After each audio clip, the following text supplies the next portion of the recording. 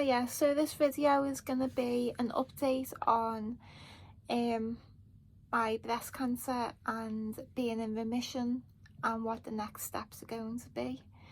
I'm going to be doing my makeup while I'm going to be talking because I haven't got much time. So I hope you enjoy. So from the title, it's going to say 5 years in remission, which I am, but so that takes me to 2017, but I truly believe that this story begins before then. Well, clearly, because the cancer started growing before then. So I'm going to start it in 2015, okay? So in 2015, I was under so much stress that I hadn't been under in a very, very long time, and I was physically and mentally ill in 2015. I literally felt like I was having a nervous breakdown, and my body was also breaking down.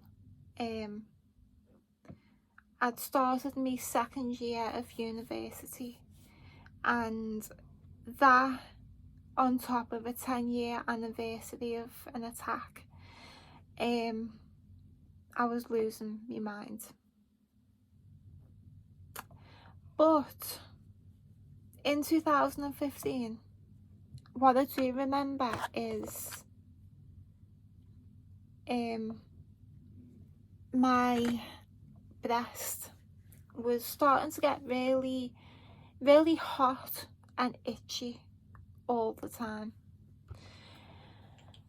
But because I had so much other stuff going on, I just kept pushing it to the back of my mind as if it was nothing too serious. And then 2016, the January and February, again, I was still so ill. And February 2016, February 16th to be exact, one of my closest friends died out the blue. No warning. I mean, over the Christmas, she hadn't been too well with flu-like symptoms. But again, didn't think too much about it. Her body was weakened anyway by cirrhosis of the liver. So it took her longer to fight anything off. So I weren't too concerned about that. And then Valentine's Day came, February 14th, and I wished that, lots of love and all that. I didn't hear nothing, which we spoke every single day without fail, either through text or on the phone. And I didn't hear nothing, which was unusual.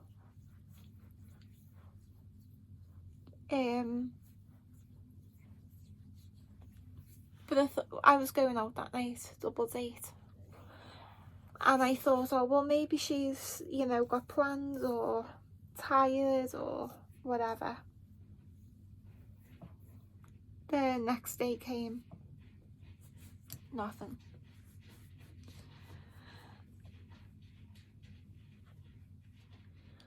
So on the 16th, I don't know what, but I just knew deep down something bad has happened.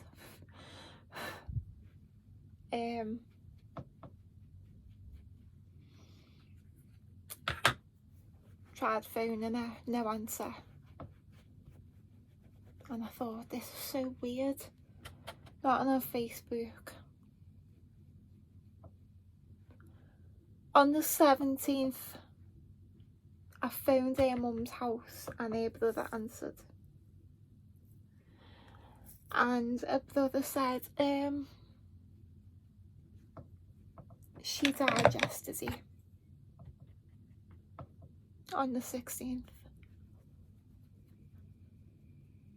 I won't go into detail about how,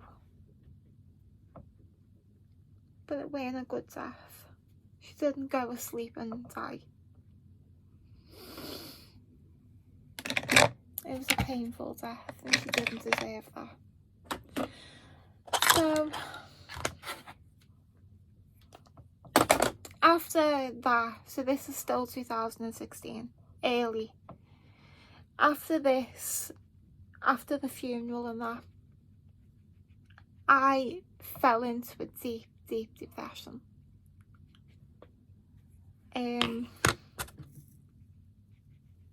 Couldn't get out of bed. It broke me. It really did. And soon after this, my medication got increased and new ones added. And then my left breast, as well as being itchy, hot, it started to leak the way a pregnant woman's breast will leak milk. That's what it was like. But one of the side effects to one of the medications I was on can cause a leaky breast. So I just thought, oh, it must just be my medication. And it weren't bad. It was just every now and again in my bra there'd be like a discharge ring.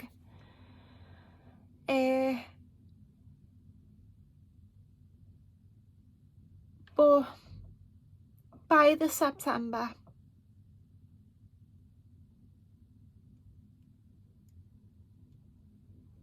it just was starting to feel like it weren't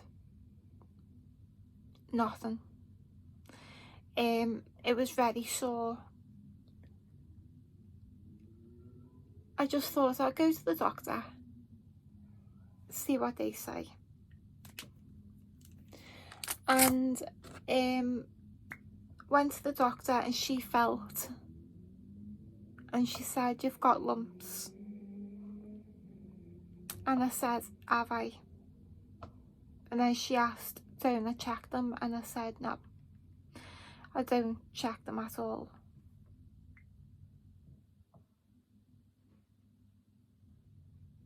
I mean, at this point I was 29.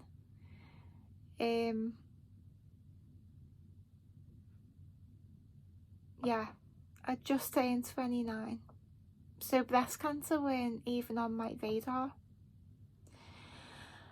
So she gave me a referral to Clatterbridge, which is my nearest hospital at the time. And that was probably still the September. It was like a 10-day referral. Within 10 days you should. That's how quick it happened.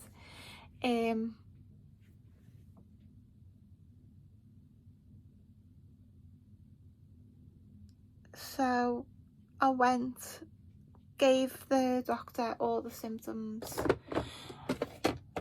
and I had a procedure, and he said, oh, it's probably, you know, let's do some surgery, get rid of all these lumps. And he took out about 12 polyps, and he said, let's see if that stops the discharge. So it went away.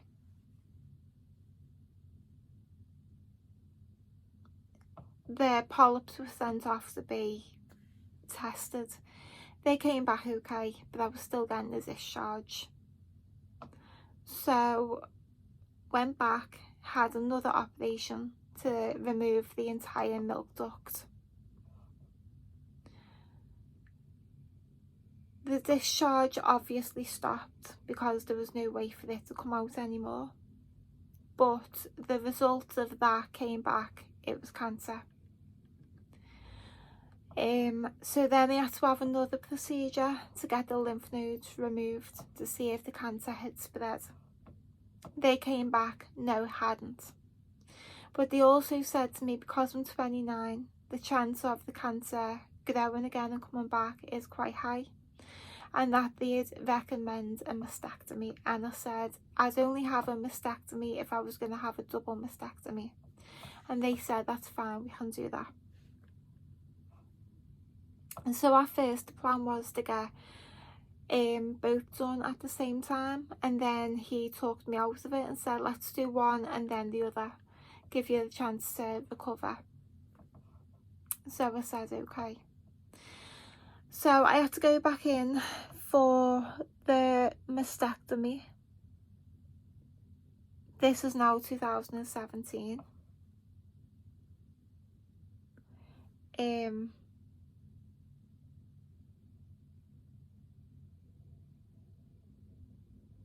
Now bear in mind, when they took the lymph nodes out, it said there was no more cancer. After they took the breast, there was cancer right at the back. There was a lot of cancer. And he said to me, it's a good job we did the surgery, because that could have spread easily and we wouldn't have been none the wiser. So I was like, okay.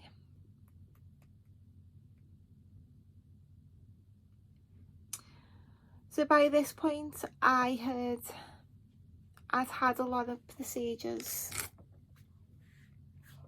The days after the mastectomy, I had two, like, loads of tubes coming from both sides of the breast, and 2 containers with blood and fluid, and that could fill up. I had to go to the hospital and get it drained every day.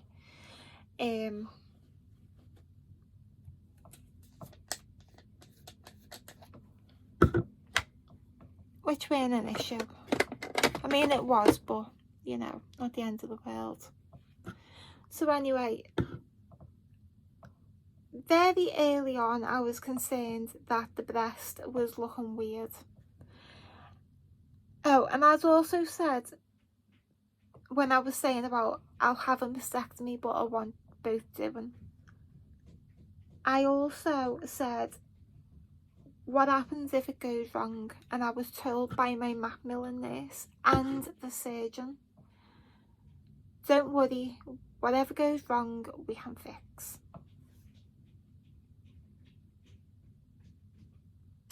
So I believe them. So on one of my checkups, I said to them, I'm really concerned that it's looking very weird. Oh no, it'll settle down, don't worry. I had no reason to disbelieve them at this point. So then I was saying, well, when are we going to do the other side? I'll leave them. And they kept fobbing me off. And at this point I was starting to get so pissed off at them that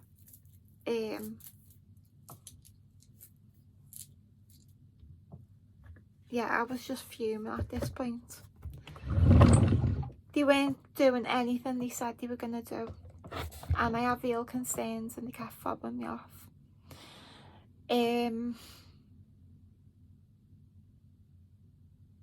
then probably about 8 months later, I was still concerned, and he said to me, well, there's nothing I can do, and there's nothing I can do now because I had the reconstruction with an implant. And he said at that point, the scar tissue would have fused with the implant, so fixing it was not an option. So at this point I was devastated, absolutely devastated. And I'd had enough of them. So I went from Clatterbridge to the Linda McCartney, and I seen another surgeon who was a female surgeon, and I told her everything, what my concerns were, what the plans were that they've backtracked on. And she said, no, it's okay, we can sort that and we can do your other side. So I was like, sounds great.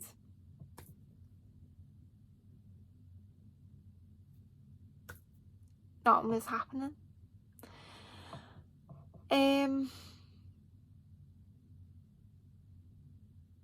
I still had to go for yearly MRIs and mammograms, and on the other side I was getting loads of lumps, so my head was just destroyed. I should have wrote this down, I'm sorry. So the surgeon at the Linda McCartney, she sent me for psychological evaluation. I've seen her about 3 times for about 40 minutes per session, and I kept saying what I'd said since day one. I want the other side doing, for a number of factors: my age, peace of mind, having one normal breast, and whatever the hell the deformity I've been left with was making me mental health 10 times worse. And it came back that, you know, maybe now isn't the right time. So I contacted he'd retired from the NHS, but he had a private clinic in Bolton, and I found him and I went to see him. Drove for about 3 hours, met with him, told him everything what everyone had said to me up to that point, and he said to me, I should never have been promised things can be fixed, further surgeries, and not to worry about the appearance. He said I should have been told from the beginning of how it was going to look, what my options would be, and what the limitations would be. And it was only a consultation, literally a free 10-minute consultation. I was there for over an hour, and he was that concerned about me. He wrote to my GP, he wrote to my psychiatrist, and he wrote to my surgeon, just saying, you know, the way this woman's being treated is disgusting. The way she's being left, the way you keep gaslighting her, it's not right.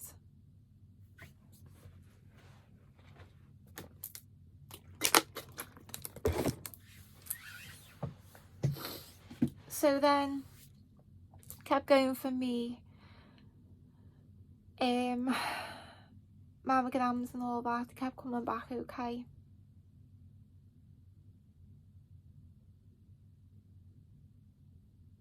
Then COVID hit.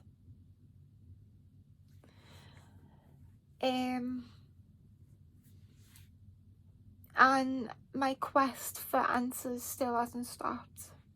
This last few months I have contacted.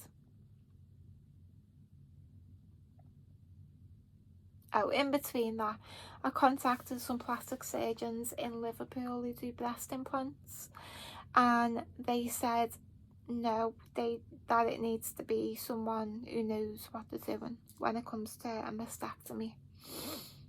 I contacted a lawyer to see if this can be written up as medical negligence for the damage it's done. No one wanted to touch it. You can't sue the NHS. I mean, you can, but it's not a quick thing.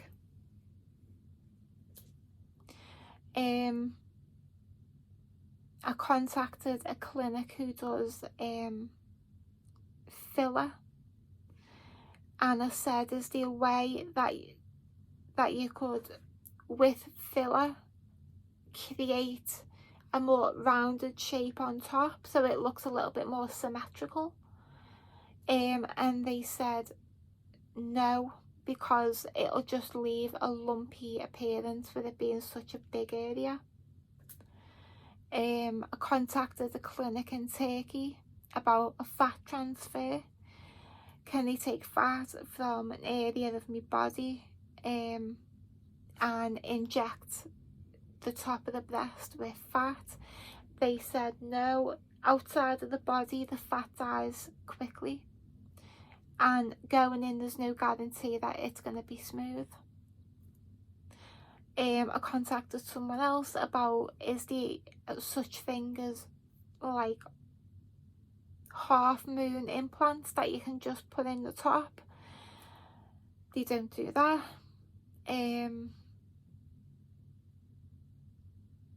About 8 weeks ago, I went to a private clinic in Manchester, and I was told that now there is a procedure to get the implant and the scar tissue out. And there's 3 surgeons there who might be able to do it. And then she got back to me and said that it's more of a medical procedure rather than a cosmetic procedure. So I went to the hospital and they said, no, it's not a cosmetic issue, your issue is a medical issue, so they won't touch it. So I'm being told different things from different people. So I thought, you know what, I am done with this country. Started reaching out to clinics in Turkey. Now, there is a clinic in Turkey who have said to me that what they can do to fix it is they can remove the scar tissue and the implant and put in a new implant.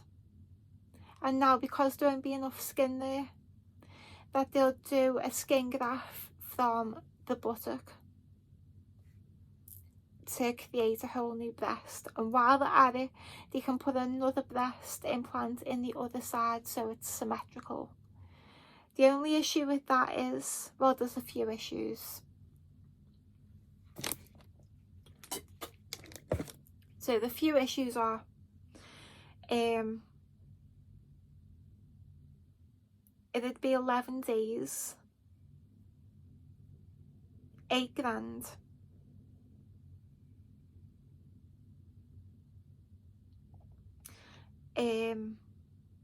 I'd still have scarring on the breast, obviously, but I'd also have scarring on the buttock area where the skin graft came from. There's 2 different types of skin grafts they can do. They can take just where it's the skin, and then they can take another one where it's still got the blood cells or the blood veins or something attached. And it's less likely, using your own skin, that the body's going to reject it. So this is the main issue I've got.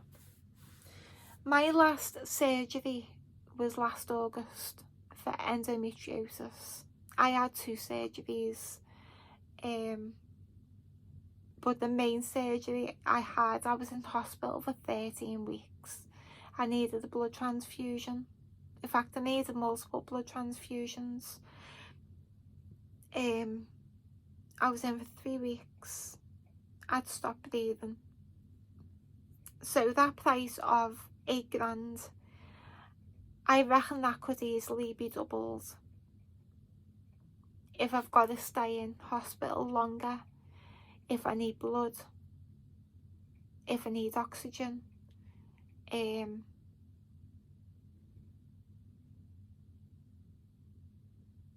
and obviously I'm a high risk because I've got a blood disorder.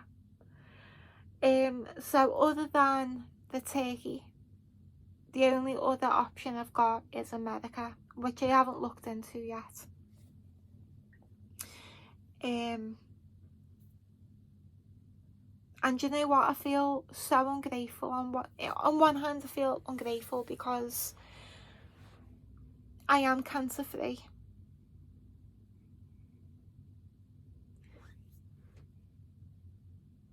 but I was also 29, left disfigured. So I'm still young, and I still want to look nice. And the knock to my confidence that this has took is unbelievable. Like, unbelievable. And a part of me just feels like, why won't this country help me? Even to pay privately, they won't help me. So it's not even, oh well, you know, it's the NHS and the, you know, it might be an issue of money. It's not. These are private clinics I've gone to, where they could charge me, you know, they could charge me 30 grand. I even said to the surgeon in Bolton, if I had £1 million right now and gave it to you, would you do the surgery? And he said no. So it's not an issue of funding or money. I will get the surgery at some point. I don't know how or when. But like, I can't live the way I'm living. Like, I go into the bathroom to have a shower and, you know, I cover all the mirrors because I don't want to look at myself. It's hideous. And again, I feel ungrateful saying that, but that's my truth. That's how I feel.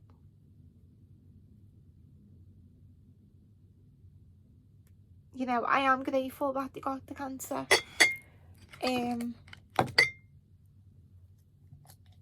I just wish they'd be more honest. You know, I really do. So going forward, up to now, at least I know the surgery can be done what I want. There's an upside and downside, obviously. I've still got to go for yearly mammograms and MRI scans. I think I've got one in February, a mammogram.